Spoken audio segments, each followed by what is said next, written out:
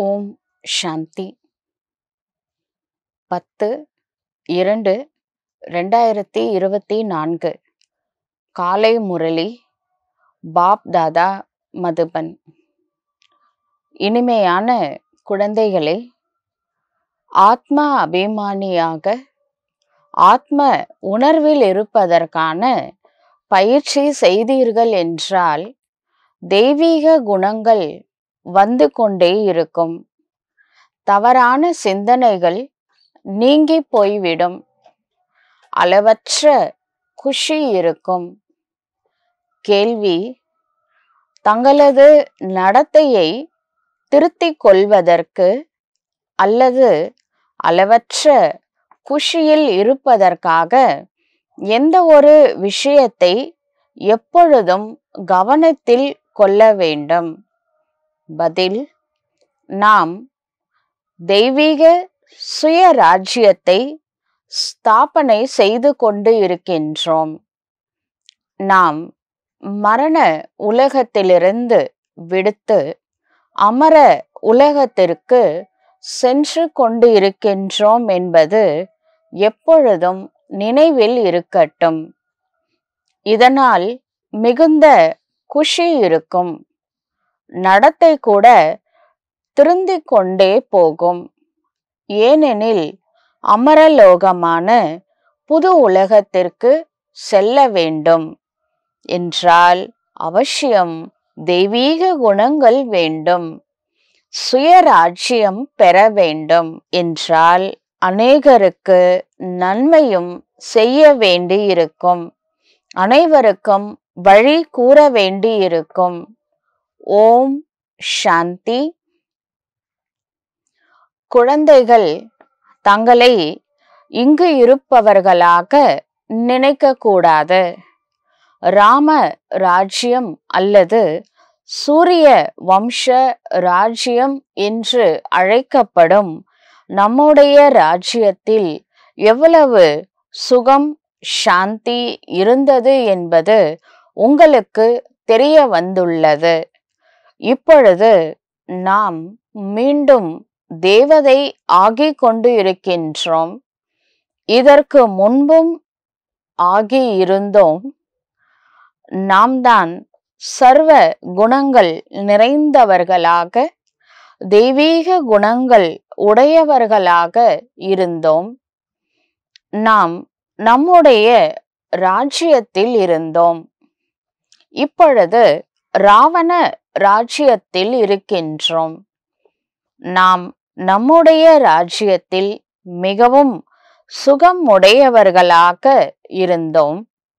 எனவே உள்ளுக்குள் மிகவும் குஷி மற்றும் நிச்சயம் இருக்க வேண்டும்.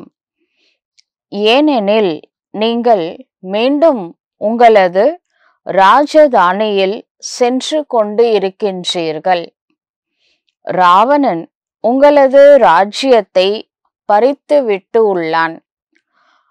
நம்முடையது நமக்கே சொந்தமான சூரிய வம்ச ராஜ்யமாக இருந்தது என்பதை நீங்கள் அறிந்துள்ளீர்கள். நாம்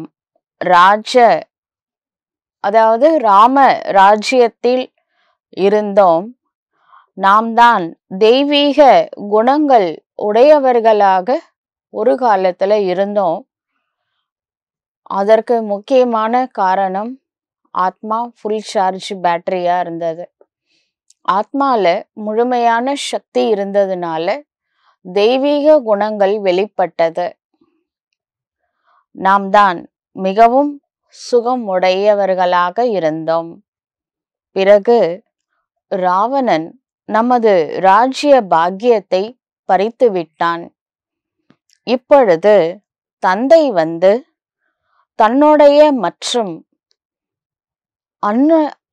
மற்றவருடைய அதாவது சுய தேசம் மற்றும் பராய தேசம் வேற ஒருத்தருடைய தேசம் பற்றிய ரகசியத்தை புரிய வைக்கின்றார். சுய தேசம் ராமராஜ்யம், வேறொருத்தவங்களுடைய தேசம் என்பது ராவண ராஜ்யம். அரை கல்பம் நாம ராம ராஜ்யத்தில் இருந்தோம். பிறகு அரை கல்பம் நாம் ராவண ராஜ்யத்தில் இருந்தோம். சத்தியுகம், திரேதாயுகம் ராமராஜ்யம், துவாபர யுகம் கலியுகம் ராவண ராஜ்யம் ஆகும். குழந்தைகளுக்கு ஒவ்வொரு விஷயத்திலும் நிச்சயம் இருந்தது என்றால் குஷியில் இருப்பார்கள். பாபா சொல்ற மகா வாக்கியத்துல நம்பிக்கை இருந்தால் சந்தோஷமா இருப்பார்கள். மற்றும் நடத்தை கூட ராயலா இருக்கும். இப்பொழுது அந்நிய தேசத்தில் நாம் மிகவும் துக்கம் உடையவர்களாக இருக்கின்றோம். இந்துக்களான பாரதவாசிகள் ஆங்கிலேய ஆட்சி நடக்கும் பொழுது துக்கம் உடையவர்களாக இருந்தோம். இப்ப நம்ம சுதந்திரம் அடைஞ்சிட்டோம், அதனால சுகமுடையவராக இருக்கின்றோம் என்று சில பேர் நினைக்கிறாங்க. பிரிட்டிஷ்காரங்க காலத்துல விட இப்ப சந்தோஷம் அதிகமாயிடுச்சா? 75 வருஷம் ஆயிருக்கு நம்ம சுதந்திரம் அடைஞ்சு. ஆனால் இந்த குறுகிய கால காக்கை எச்சலுக்கு சமமான சுகமாகும். குழந்தைகளாகிய நீங்கள் இப்பொழுது சதா காலத்திற்கு சுகமா இருக்கக்கூடிய அந்த சத்தியுகத்திற்கு சென்று கொண்டு இருக்கின்றீர்கள். எனவே குழந்தைகளாகிய உங்களுக்குள்ள மிகவும் குஷி என்பது இருக்க வேண்டும். ஞானத்துல இல்லை என்றால் கல்லு மண்ணு போன்ற புத்தி உடையவர்கள் என்பது போலாகும். கல்லு புத்தி, மண்ணு புத்தி மாதிரி. இப்ப ஞானம் கேட்கலனா நாம் அவசியம் நமது ராஜ்யத்தை பெறுவோம். இதில் கடினமான விஷயம் எதுவுமே கிடையாது என்பதை குழந்தைகளாகிய நீங்கள் அறிந்துள்ளீர்கள். ஆத்மா உணர்வுல நாம வந்துட்டோம் அப்படின்னா மண்ணு ஜீத்தே ஜெகத் ஜீத் அப்படின்னு சொல்றாங்க. யாரு மனதை வெற்றி அடைகின்றார்களோ அவர்கள் முழு உலகையே வெற்றி அடைவார்கள். அதனால இது ஒன்றும் கஷ்டமான விஷயம் இல்லை. ஆனா மனதை வெற்றி அடைகிறது கொஞ்சம் கஷ்டம்தான். முயற்சி பண்ணா முடியாதது எதுவுமே கிடையாது. இதை குழந்தைகளாகிய நீங்கள் அறிந்துள்ளீர்கள். இப்ப ராமராஜ்யத்தை பெற போகின்றோம். பின் அரை கல்பம் நாம தான் ஆட்சி செய்ய போறோம் ராமராஜ்யத்துல. பிறகு துவாபர யுகம் வரும் பொழுது ராவண ராஜ்யம் வரும். அப்ப நம்மளுடைய கலைகள்லாம் ஒண்ணுமே இல்லாம போயிடுது. ஏதாவது ஒரு நல்ல குழந்தையின் நடத்தை கெட்டுவிடும் பொழுது உங்களுடைய மேன்மை மகான் தன்மை இல்லாமல் போய்விட்டதா? அதாவது ஒரு நல்லவங்க தப்பு செஞ்சிட்டாங்க அப்படின்னா ஒரு மகான் தன்மை போயிட்டா மாதிரிதான் நினைக்கிறாங்க. ஒரு சாமியார் தவறு செஞ்சிட்டாரு அப்படின்னா அவரை யாரும் மதிக்க மாட்டாங்க. ஏன்னா அவங்கள ஹையஸ்டா நினைச்சிட்டு இருக்கிறாங்க. அவரே தப்பு செஞ்சிட்டாருன்னா மதிப்பு இருக்காது இல்லையா? ஒரு பெரிய பொசிஷன்ல இருக்கிறவங்க கூட தவறு செஞ்சா அவங்களுக்கு மரியாதை போய்விடுகின்றது. இது எல்லை இல்லாத ஒரு விஷயம். தேவதைகள் தப்பு செஞ்சிட்டாங்க துவாபர யுகத்துல. அன்னைக்கே போயிடுச்சு எல்லாமே. பாடி கான்சியஸ்ல வந்துட்டாங்க. மாயை நம்முடைய மேன்மையை இல்லாமல் செய்துவிட்டது என்பதை புரிந்து கொள்ள வேண்டும். நாம் விழுந்து கொண்டே வந்தோம் துவாபர யுகத்திலிருந்து. இப்பொழுது எல்லையில்லாத தந்தை தெய்வீக குணங்களை கற்பிக்கின்றார். எனவே அளவு கடந்த குஷி இருக்க வேண்டும். நம்முடைய ஆசிரியர் இந்த ஞானத்தை அளிக்கும் பொழுது லௌகீகத்திலே ஆசிரியர்கள் பாடம் சொல்லி தந்தா மாணவர்கள் ரொம்ப குஷியோட அதை கேட்பாங்க. நம்மளுக்கு இறைவனை ஆசிரியராக அமர்ந்து இந்த பாடத்தை கற்றுத் தருகின்றார். இப்ப நாம அந்த உண்மையான குஷி நமக்கு ஏற்படுகின்றது. இது எல்லைக்கு அப்பாற்பட்ட ஞானமாகும். எனக்குள் எந்த ஒரு அசுர குணம் ஒன்றும் இல்லையே என்று நம்மையே நாம் பார்க்க வேண்டும். சம்பூர்ணமாக ஆகவில்லை என்றால் தண்டனைகள் வாங்க வேண்டி வரும். ஆனால் நாம் ஏன் தண்டனை வாங்க வேண்டும்? சர்வகுணம் சம்பன்னம் என்று பாடுகின்றார்கள். எனவே புருஷார்த்தம் செய்து அவ்வாறு ஆக வேண்டும்.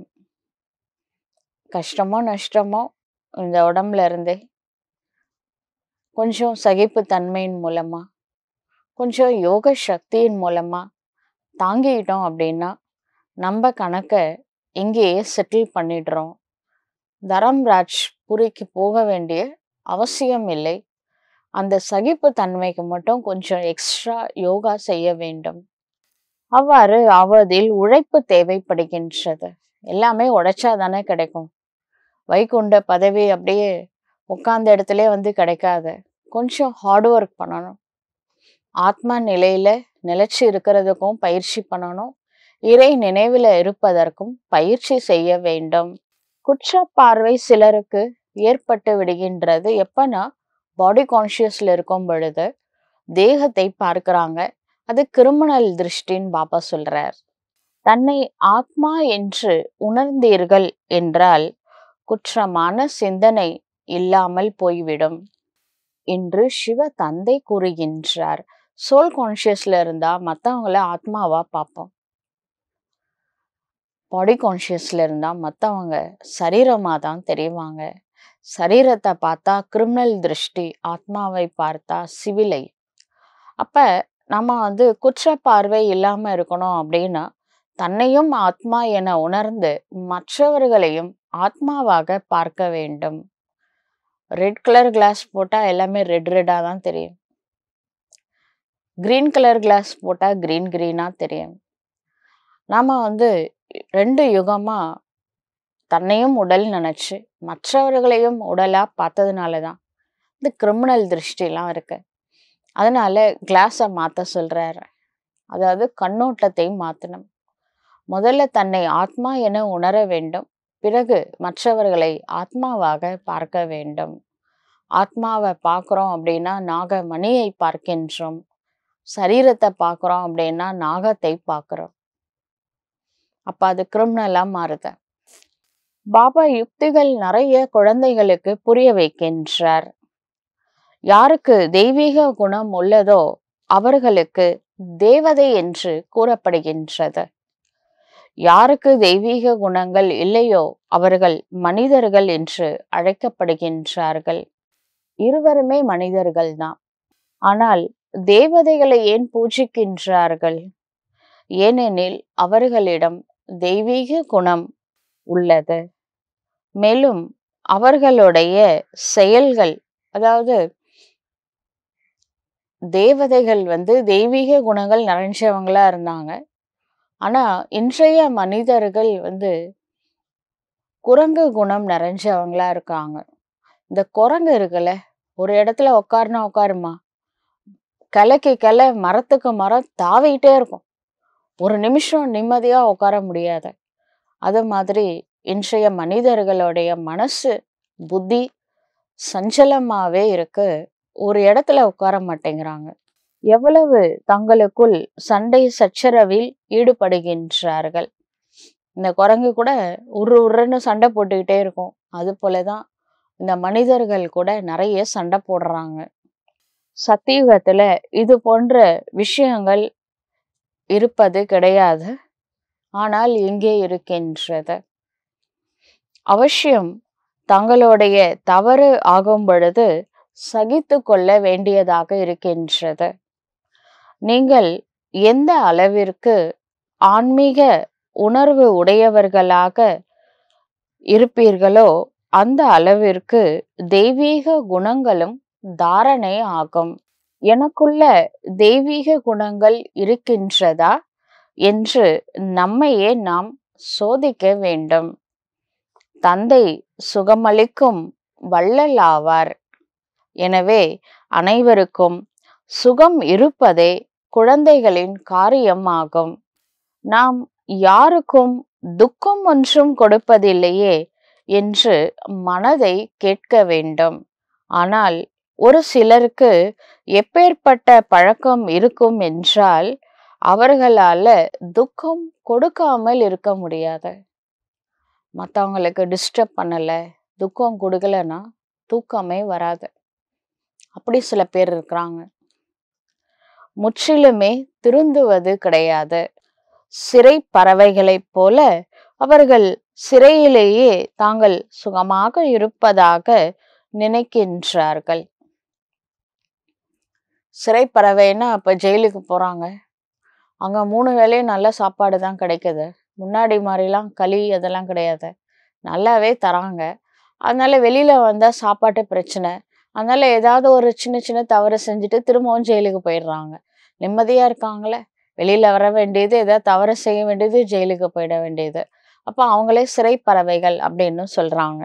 சத்தியுகத்துல இந்த மாதிரி ஜெயிலு, பிரிசன், சிறை இருக்காது என்று சிவ தந்தை சொல்கின்றார். சிறைக்கு செல்லும் வகையில யாருமே பாவம் செய்ய மாட்டாங்க, தேவதைகள். அதனால அங்க ஜெயில் கிடையாது. இங்கு சிறையில் தண்டனை அனுபவிக்க வேண்டியதாக இருக்கின்றது. நாம் நமது ராஜ்யத்தில் இருக்கும் பொழுது மிகவும் செல்வந்தராக இருந்தோம் என்பதை இப்பொழுது நீங்கள் புரிந்துள்ளீர்கள். யார் பிராமண குலத்தவராக இருப்பார்களோ அவர்கள்தான் நமது ராஜ்யத்தை ஸ்தாபனை செய்து கொண்டிருக்கின்றோம் என்று புரிந்து கொள்வார்கள். அது நமது ஒரே ஒரு ராஜ்யமாக, அத்வைத ராஜ்யமாக இருந்தது. ஒரே தர்மம், ஒரே ராஜ்யம் சத்தியுகத்துல இருந்தது. அது தேவதைகளின் ராஜ்யம் என்று கூறப்படுகின்றது. ஆத்மாவிற்கு இந்த ஞானம் கிடைக்கும் பொழுது குஷி ஏற்படுகின்றது. ஜீவ ஆத்மா என்று அவசியம் கூற வேண்டும். நாம் ஜீவ ஆத்மாக்கள் தேவி தேவதா தர்மத்தினராக இருக்கும் பொழுது முழு உலகத்திலும் நமது ராஜ்யம் இருந்தது. இந்த ஞானம் உங்களுடையது ஆகும். நமது ராஜ்யம் இருந்தது, நாமும் சத்தோ பிரதானமாக இருந்தோம் என்று பாரதவாசிகள் சிறிதும் புரிந்து கொள்வதே இல்லை. நீங்கள்தான் இந்த முழு ஞானத்தை புரிந்து கொள்கின்றீர்கள். எனவே நாம் தான் தேவதையாக இருந்தோம் மற்றும் நாம் தான் இப்பொழுது தேவதையாக ஆக வேண்டும். தடைகள் கூட ஏற்படுகின்றன என்றாலும் கூட நாளுக்கு நாள் உங்களுடைய முன்னேற்றம் ஆகிக் கொண்டே போகும். உங்களுடைய பெயர் புகழ் அடைந்து கொண்டே போகும். இது ஒரு நல்ல நிறுவனம் ஆகும். பிரம்மா குமாரிகள் இயக்கம் ரொம்ப நல்ல காரியத்தை செய்து கொண்டிருக்கின்றார்கள் என்று எல்லோருமே ஒரு நாள் புரிந்து கொள்வார்கள். உண்மையிலே இது சாகார முரளி. அப்ப தெரியாத விஷயம் இப்ப பப்ளிக்கு தெரிய ஆரம்பிச்சிருக்கு. பிரம்மா குமாரிகள் ஒரு நல்ல காரியம் செய்யறாங்க. இந்த இயக்கம் ஒரு நல்ல இயக்கம் அப்படின்னு சொல்றாங்க. ஆனா இந்த இயக்கத்தை நடத்துறது காட் சிவான்னு யார் வாயிலிருந்து வருதா? இந்த ஞானத்தை கொடுக்கிறதே அவருதான். இது ருத்ரனுடைய யாகம் அப்படின்னு இன்னும் யாருக்கும் வரல.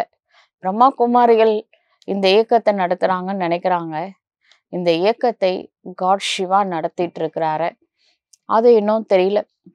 முன்னாடி இருந்ததுக்கு இப்ப கொஞ்சம் பரவாயில்ல, அவ்வளவுதான். இப்ப நம்மளுடைய கேரக்டர்ஸ், நம்மளுடைய பரிவர்த்தனை, நம்மளுடைய யோக சக்தி, இதன் மூலமாகத்தான் தந்தையை வெளிப்படுத்த வேண்டும். இது மிகவும் எளிதான வழி கூறுகின்றார்கள் என்பார்கள். நீங்கள் தான் சத்தோ பிரதானமான தேவதையாக இருந்தீர்கள். உங்கள் ராஜதானியில இருந்தீர்கள் என்று சிவபாபா சொல்றார். இப்பொழுது தமோ பிரதானமாக ஆகியுள்ளீர்கள். வேறு யாருமே தங்களை ராவண ராஜ்யத்தில் இருப்பதாக புரிந்து கொள்வதே இல்லை. நாம் எவ்வளவு தூய்மையாக இருந்தோம், இப்பொழுது கீழ்த்தரமானவர்களாக ஆகியுள்ளோம்.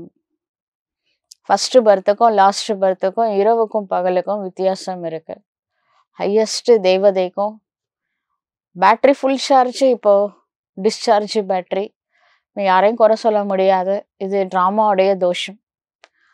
ட்ராமா அவ்வளோதான். யார் மேலேயும் தோஷம் இல்லை, ட்ராமா மேலே கூட தோஷம் இல்லை. இது ஒரு விளையாட்டு, அவ்வளோதான். புனர்ஜென்மம் எடுத்து எடுத்து தங்க புத்தியுடைய தேவதைகள் இன்னைக்கு கல்லு புத்தியுடையவர்களாக மாறியுள்ளார்கள்.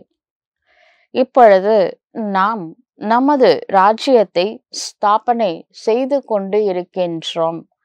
எனவே உங்களுக்கு மகிழ்ச்சி என்பது இருக்க வேண்டும். புருஷார்த்தத்தில் ஈடுபட்டு கொண்டே இருக்க வேண்டும். யார் முந்தைய கல்பத்தில் ஈடுபட்டு இருப்பார்களோ அவர்கள் இப்பொழுதும் அவசியம் ஈடுபடுவார்கள். வரிசை கிரமமாக முயற்சிக்கு ஏற்ப நாம் நமது தெய்வீக ராஜ்யத்தை ஸ்தாபனை செய்து கொண்டு இருக்கின்றோம். இதையும் நீங்கள் அடிக்கடி மறந்து விடுகின்றீர்கள். இல்லையென்றால் உள்ளுக்குள் மிகுந்த குஷி இருக்க வேண்டும். மன்மனாபவ என்பதையே ஒருவருக்கொருவர் நினைவூட்டுங்கள். தந்தையை நினைவு செய்யுங்கள். அதன் மூலமாகத்தான் இப்பொழுது ராஜ்யத்தை பெறுகின்றோம். இது ஒன்றும் புதிய விஷயம் அல்ல. கல்ப கல்பமாக நமக்கு சிவ தந்தை ஸ்ரீமத் கொடுக்கின்றார். அதன் மூலமாகத்தான் நாம் தெய்வீக குணங்களை தாரணை செய்கின்றோம். இல்லையென்றால் தண்டனைகள் வாங்கி பிறகு குறைவான பதவியை பெறுவோம். இது மிகப்பெரிய லாட்டரி ஆகும். இப்பொழுது முயற்சி செய்து உயர்ந்த பதவி அடைந்தீர்கள் என்றால் ஒவ்வொரு கல்பத்திலும் அடைந்து கொண்டே இருப்பீர்கள். தந்தை எவ்வளவு எளிதாக புரிய வைக்கின்றார். பாரதவாசிகளாகிய நீங்கள்தான் தேவதைகளின் ராஜதானியில் இருந்தீர்கள். பிறகு புனர்ஜெனம் எடுத்து எடுத்து கீழே படி இறங்கி இறங்கி இது போல ஆகியுள்ளீர்கள் என்று கண்காட்சி எக்ஸிபிஷன் வைக்கிறோம்ல, அதுல கூட இதை நீங்க புரிய வைத்து கொண்டே இருங்கள். எவ்வளவு சகஜமாக பாபா புரிய வைக்கின்றார். சுப்ரீம் தந்தை, சுப்ரீம் ஆசிரியர், சுப்ரீம் குரு ஆவார் இல்லையா?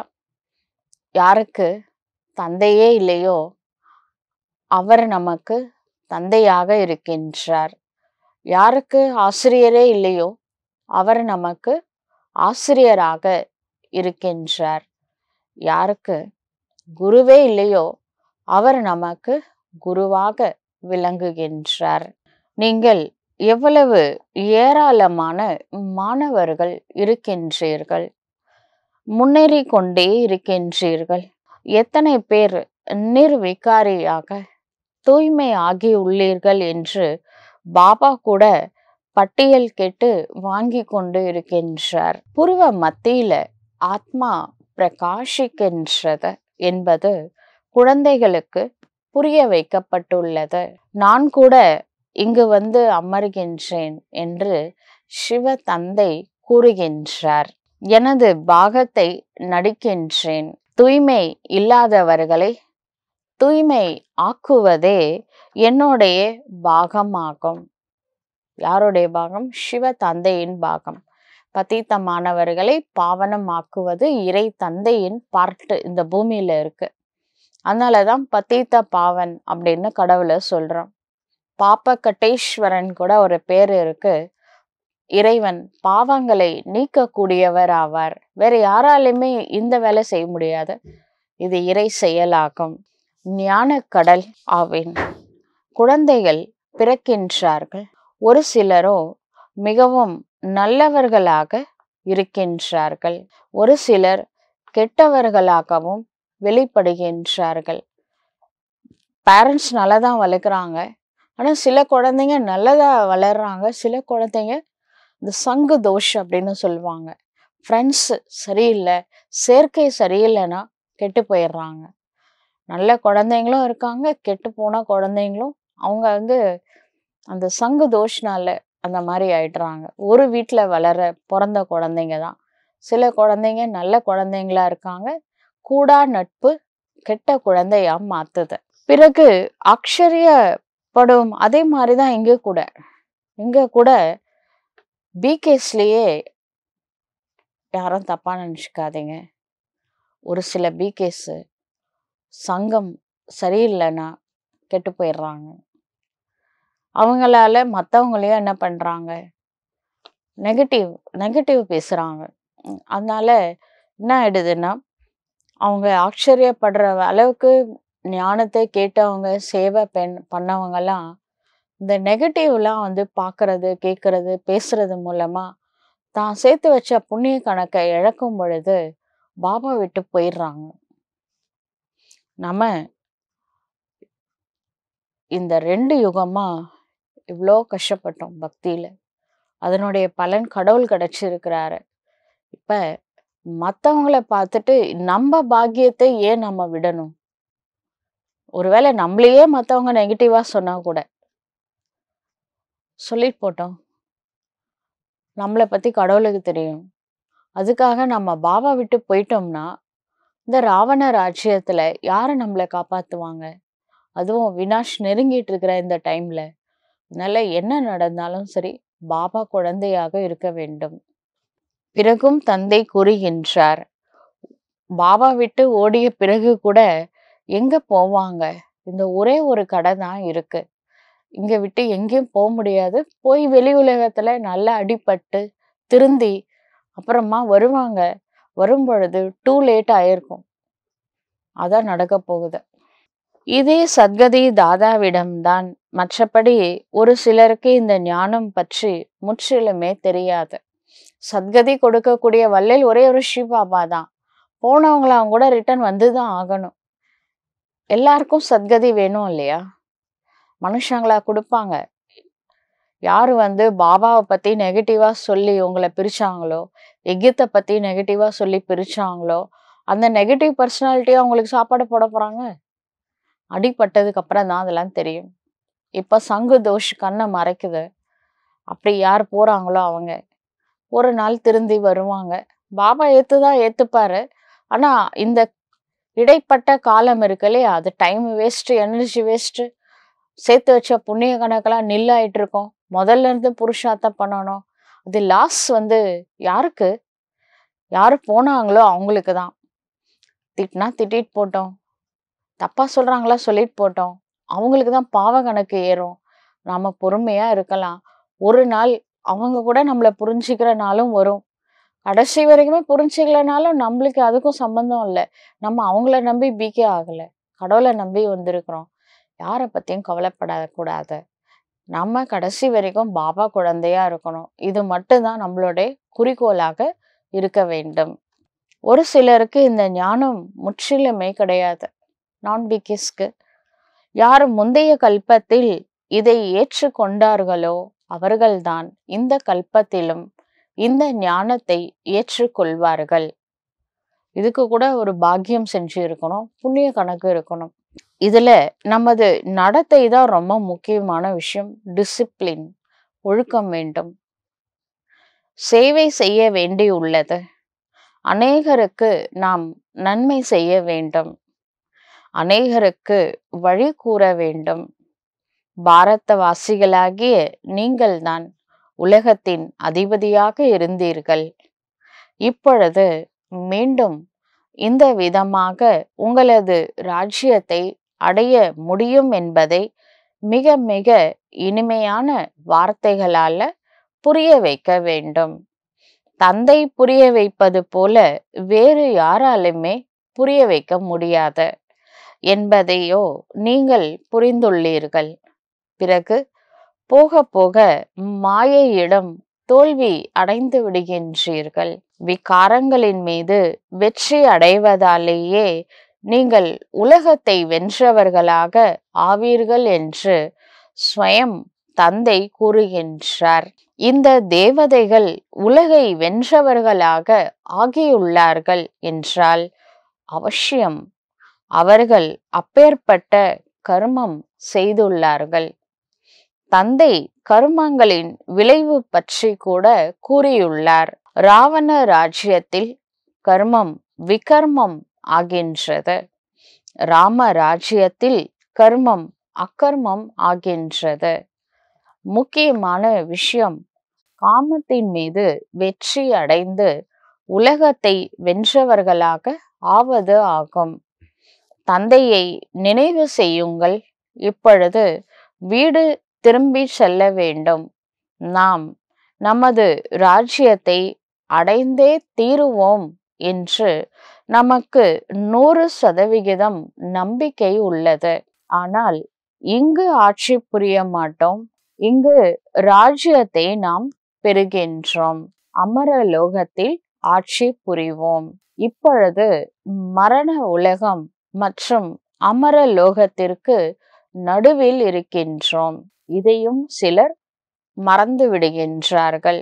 எனவே தந்தை அடிக்கடி நினைவூட்டுகின்றார், நாம் நமது ராஜ்யத்திற்கு செல்வோம் என்ற உறுதியான நிச்சயம் இப்பொழுது உள்ளது.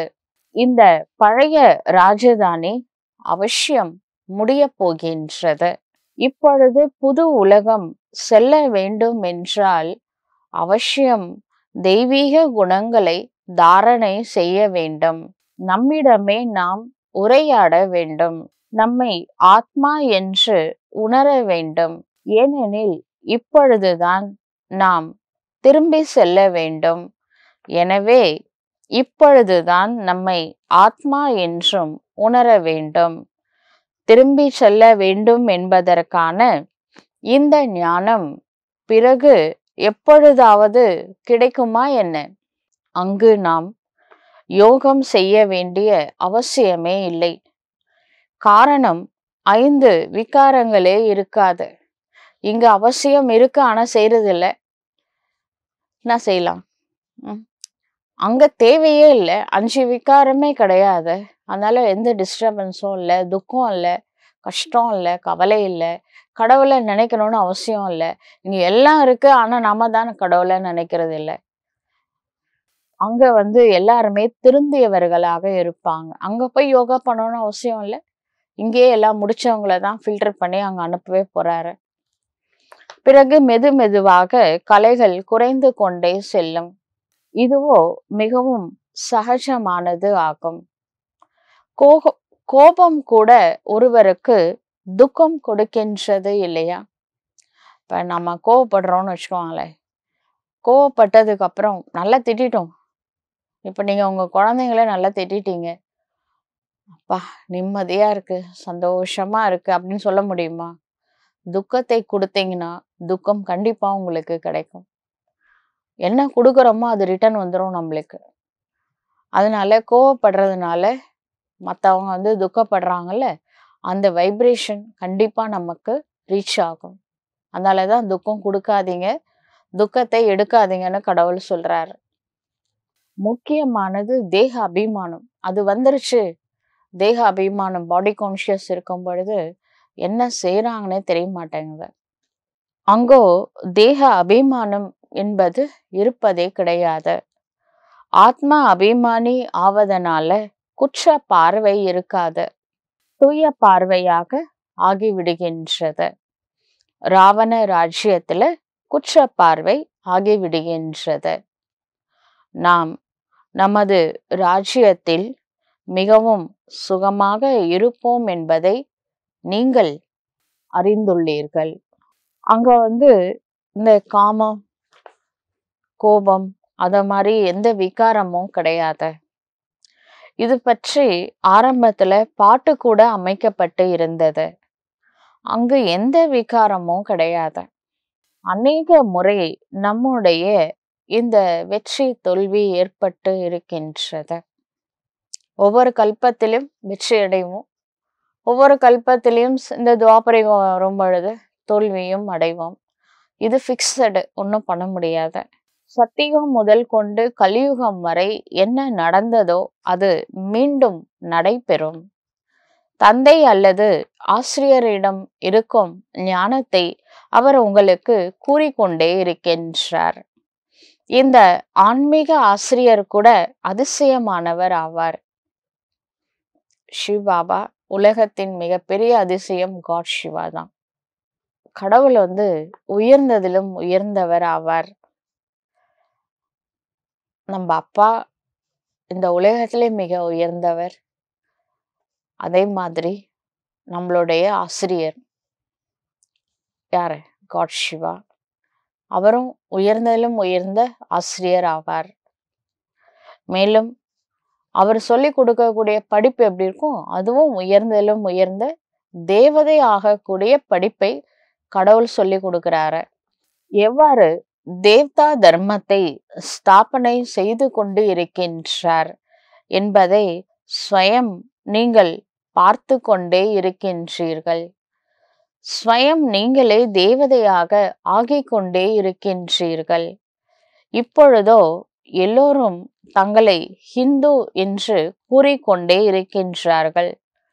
உண்மையிலேயே இந்த தர்மத்தோட பெயர் ஆதி சனாதன தேவி தேவதா தர்மமாகும் என்று அவர்களுக்கும் புரிய வைக்கப்படுகின்றது. மற்ற எல்லா தர்மங்களும் அவங்கவுங்க பேர்ல தான் இருக்கிறாங்க. ரிலிஜியனோட பேரை மாத்திட்ட ஒரே தர்மம் ஹிந்து தர்மம் தான். இந்த ஒரே ஒரு தேவி தேவதா தர்மம் தான் முற்றிலும் மறைந்து விட்டது. தண்டே காணோம் கல்பவருஷ மரத்துல. விழுதுகள் தான் மரத்தை தாங்கிட்டு இருக்கு. இதுவும் மிகவும் தூய்மையான தர்மம் ஆகும். இது போன்ற தூய்மையான தர்மம் உலகத்துல எதுவுமே இருக்க முடியாது. ஏன்னா இதை ஸ்தாபனை செய்தவர் யாரு? பத்தித்த பாவன் எவர் பியூர் காட் சிவாவால ஸ்தாபனை செய்யப்பட்ட தர்மம் தான் ஆதி சனாதன் தேவி தேவதா தர்மம் ஆகும். இப்பொழுது தூய்மை இல்லாத காரணத்தினால யாருமே தங்களை தேவதை என்று அழைத்து கொள்ள முடியவில்லை. நாம் தேவி தேவதா தர்மத்தினராக இருந்தோம். துவாபரிகம் வந்துச்சு, அப்பவே நம்மள தேவதா தர்மம்னு சொல்ல முடியல. நம்ம பாதி பேர் கட் பண்ணிட்டு சனாதன தர்மம்னு பேரை வச்சுக்கிட்டோம். ஒரிஜினல் பெயர் ஆதி சனாதன் தேவி தேவதா தர்மம். துவாபர யுகத்துல வெறும் சனாதன தர்மம்னு பேரை வச்சுக்கிட்டோம். கலியுகத்துல இங்க சிந்து நதி பாயறதுனால இதுக்கு இண்டஸ் ரிவர்னு பேர் வச்சாங்க. பாரத நாட்டுக்கு இந்தியான்னு பேரை வச்சாங்க. பிரிட்டிஷ்காரங்க தான். இங்க இருக்கிற பெரும்பான்மையான மக்கள் பேசக்கூடிய மொழிக்கு ஹிந்தின்னு வச்சாங்க. இங்க இருக்கிற ரிலீஜியன் பேரு ஹிந்துன்னு வச்சாங்க. புரியுதுங்களா? ஆதி சனாதன் தேவி தேவதா தர்மம் சத்தியுகம் திரேதாயுகத்துல இருந்தது. துவாபரயுகத்துல தேவதையோட குணங்கள் இல்லாத காரணத்தினால நாமளே பேரை சனாதன தர்மம்னு வச்சுக்கிட்டோம். கலியுகத்துல அதையும் ஹிந்து தர்மமா மத்தவங்க நம்மளுக்கு பேரை வச்சாங்க. நாம் தேவி தேவதா தர்மத்தை சார்ந்தவர்கள் ஆவோம். அதனாலதான் தேவதைகளை பூஜிக்கின்றோம் என்று நீங்கள் மற்றவர்களுக்கு புரிய வைக்கலாம். கிறிஸ்துவை பூஜிப்பவர்கள், ஜீசஸ் கிரைஸ்ட், அவருக்கு பூஜை பண்றவங்க வணங்குறவங்கள தன்னை கிறிஸ்டியன்ஸ் சொல்லிக்கிறாங்க, பெருமையா சொல்றாங்க. புத்தரை பூஜிக்கிறவங்க நாங்க புத்திசம் பௌத்தர்கள் அப்படின்னு சொல்லிக்கிறாங்க. இப்போ தேவதைகளை பூஜை பண்றவங்க என்ன சொல்லணும்? நாங்க ஆதி சனாதன் தேவி தேவதா தர்மத்தை சார்ந்தவங்க, அதனாலதான் தேவதைகளை வணங்குறோம்னு சொல்லணும்ல. தைரியமா சொல்லுங்க. இது வரைக்கும் சொல்லலைன்னா கூட. பிறகு தங்களை ஹிந்து என்று ஏன் சொல்கின்றீர்கள்? சம்பந்தமே இல்லை. யுக்தியுடன் இந்த விஷயத்தை புரிய வைக்க வேண்டும். இந்து தர்மம்னு ஒண்ணு கிடையவே கிடையாதுங்க. பேரை மாத்திட்டீங்க சனாதன தர்மத்தை. அது கூட நீங்க மாத்தல, மத்தவங்க மாத்தி கொடுத்ததை நீங்க யூஸ் பண்ணிக்கிறீங்க. நாம ஹிந்து தர்மம் இல்லைன்னு சொன்னா எல்லாருக்கும் கோபம் மட்டும் நிறைய வருது. ஹிந்து ஆதி சனாதன தர்மத்தினராக இருந்தோம் அப்படின்னு சொல்லுங்க. வேற வழி. வெறும் ஆதி சனாதன தர்மம்னு சொன்னா ஏத்துக்கிறாங்க. ஆனா இந்துன்னு சொல்லக்கூடாதுன்றாங்க. அப்ப இந்து சனாதன தர்மம்னு சொல்லுங்க. அப்பொழுது ஆதி சனாதன தர்மமோ இந்து ஒன்றும் இல்லை என்று கொஞ்சம் புரிந்து கொள்வார்கள். ஆதி சனாதன என்ற வார்த்தை தான் சரியான வார்த்தையாகும். தேவதைகள் தூய்மையானவர்களாக இருந்தார்கள். அவர்கள் இங்கே தூய்மை இல்லாதவர்களாக இருக்கின்றார்கள். எனவே தங்களை தேவதை என்று அழைத்து கொள்ள முடியவில்லை. அதனாலதான் பாதி பேரை கட் பண்ணாங்க. தேவதா தர்மத்தை சனாதன தர்மம், ஆதி சனாதன் தேவி தேவதா தர்மம். அதை தேவி தேவதான்னு சொல்ல முடியல. அதனால இந்த சனாதன தர்மத்தை மட்டும் வச்சுக்கிட்டாங்க பேரா. இவர்களது ராஜ்யத்துல எவ்வளவு செல்வந்தர்களாக இருந்தாங்க யோசிச்சு பாருங்க. அந்த தேவதைகள் ராஜ்யம் செய்யும் பொழுது ஏகப்பட்ட செல்வ செழிப்பு இருந்தது. கல்ப கல்பமாக இப்படிதான் ஆகின்றது. இப்ப அந்த தேவதைகள் என்னவா இருக்கிறாங்க அப்படின்னா ஏழைகளாக ஆகிவிட்டார்கள். அவர்கள் கோட்டீஸ்வரனாக இருந்தாங்க, இப்ப ஏழை ஆயிட்டாங்க. தந்தை மிகவும் நல்ல யுக்திகளை சொல்கின்றார். நீங்கள் சத்தியுகத்தில் இருப்பவர்களா இல்லை கலியுகத்தில் இருப்பவர்களா என்று கேட்கப்படுகின்றது. கலியுகத்தினர் என்றால் அவசியம் நரகவாசிகளாக இருக்கின்றீர்கள். சத்தியுகத்தில் இருப்பவர்களோ ஸ்வர்கவாசி தேவதைகளாக இருப்பார்கள். இவ்வாறு கேள்வி கேட்டீர்கள் என்றால் அவசியம் கேள்வி கேட்பவர்கள் ஸ்வயம் நம்மை தேவதையாக மாற்றக்கூடியவர்களாக இருப்பார்கள் என புரிந்து கொள்வார்கள். வேறு யாரும் இந்த மாதிரியான கேள்வியெல்லாம் கேட்க முடியாது. அந்த பக்தி மார்க்கமே தனியானது. பக்தியின் பலன் என்ன? அதுதான் இந்த ஞானமாகும்.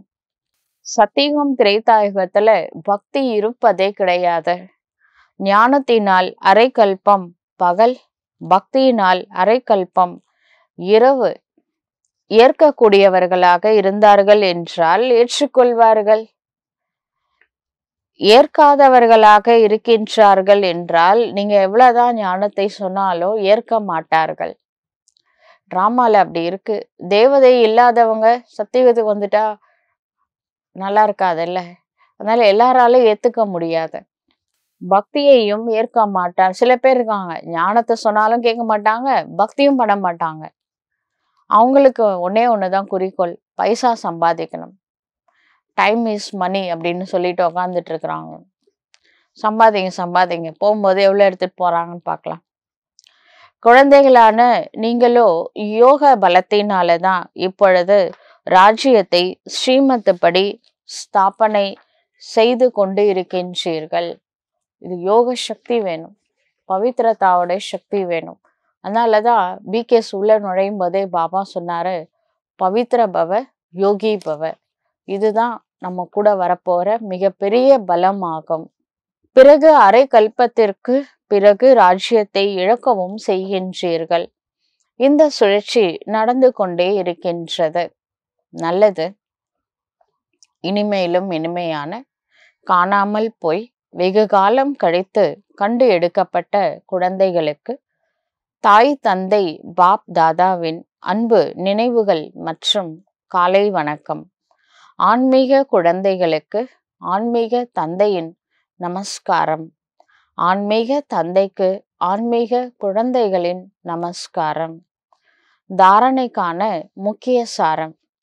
முதல் பாயிண்ட், அநேகருக்கு நன்மை செய்ய வேண்டும் என்றால் நமது சொற்கள் மிகவும் இனிமையானதாக இருக்க வேண்டும். இனிமையான சொற்கள் மூலம் சேவை செய்ய வேண்டும். சகிப்பு தன்மை உடையவராக ஆக வேண்டும். இரண்டாவது பாயிண்ட், கர்மங்களின் ஆழமான விளைவுகளை புரிந்து கொண்டு விகாரங்களின் மீது வெற்றி அடைய வேண்டும். உலகத்தை வென்ற தேவதையாக ஆக வேண்டும். ஆத்மா அபிமானி ஆக்கி குற்ற பார்வையை தூய்மையாக ஆக்க வேண்டும். கிரிமினலைய சிவிலையா மாத்தணும். வரதானம்.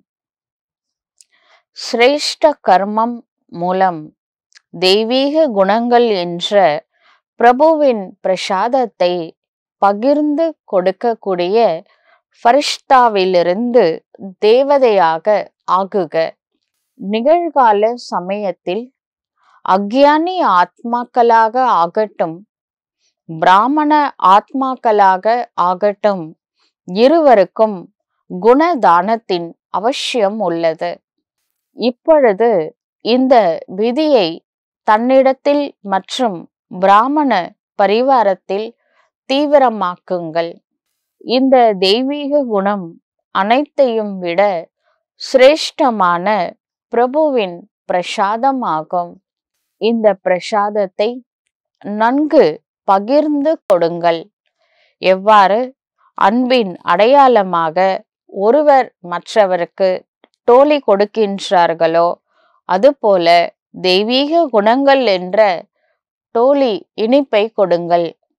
இந்த விதியினால பரிஷ்தாவிலிருந்து தேவதை ஆவதற்கான லட்சியம் சகஜமாக அனைவரிடத்திலிருந்தும் வெளிப்படையாக தென்படும்.